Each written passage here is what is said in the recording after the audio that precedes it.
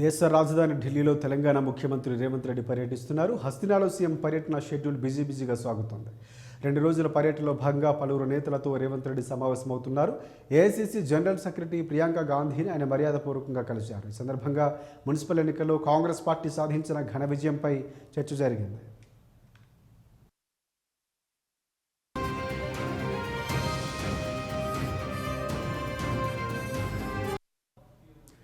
ఇక తెలంగాణలో మున్సిపల్ ఎన్నికల ఫలితాల్లో కాంగ్రెస్ పార్టీ సాధించిన విజయంపై ప్రియాంక గాంధీ హర్షం వ్యక్తం చేశారు. పట్టణ ప్రాంతాల్లో పార్టీకి వచ్చిన మద్దతు ప్రజల విశ్వాసానికి నిదర్శనమని పేర్కొన్నారు. ఈ విజయంతో పార్టీ కేడర్లో నూతన ఉత్సాహం నెలకొన్నదని, భవిష్యత్తు ఎన్నికల కోసం ఇది బలమైన పునాది అని ఆమె అభిప్రాయపడ్డారు. ముఖ్యమంత్రి రేవంత్ రెడ్డిని ప్రియాంక గాంధీ ప్రత్యేకంగా అభినందించారు.